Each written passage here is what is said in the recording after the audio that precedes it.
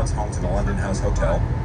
In the 1960s, it was home to the London House Jazz Club that saw famous greats of jazz perform there, like Herbie Hancock, Oscar Peterson, Sarah Vaughan, just to name a few. And it's a reminder that Chicago has a rich and storied musical heritage. So the Great Migration saw the infusion of black culture to cities in the north like Detroit and Chicago. With that came New Orleans, jazz, and blues from the Mississippi Delta. The same blues we would take here in Chicago, we would plug it in, we would amplify using what was a new technology at the time called the electric guitar. And thus, electric blues born right here in sweet home in Chicago. It's easy to catch live music this time of year in town. We have the Grant Park Music Festival going on in Millennium Park. There's the Pitchfork Music Festival this week. Lollapalooza is coming up. And there's venues that you can check out, like the Jazz Showcase, just Buddy Guy's Legends. If you're feeling a little bit adventurous, there's the Green Mill on the north side as well. So if you're looking for live music while you're in town, we got you covered. A lot of nights, too, there's music along the Riverwalk. So we're a musical city. Speaking of the Riverwalk, you see this structure on the left. Maybe some of you have taken a stroll down the Riverwalk.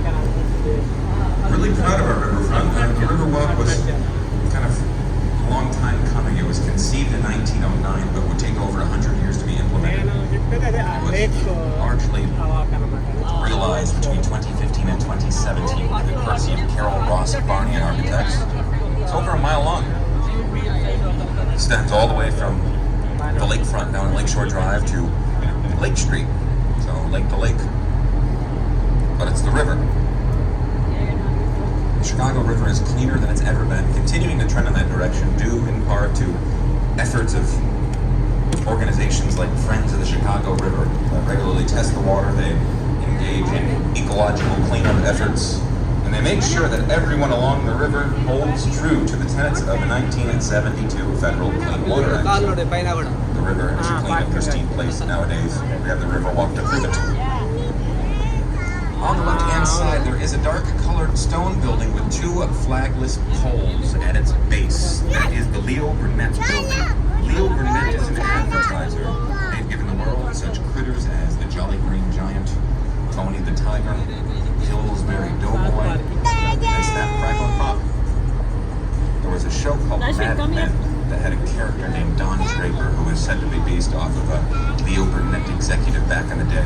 This building, though, came a little bit after that show setting. Completed in 1989 by Roche Dinkeloo. It's okay. You live only once.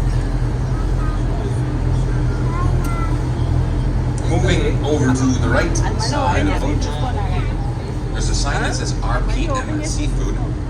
Above that is 321 North Clark Street.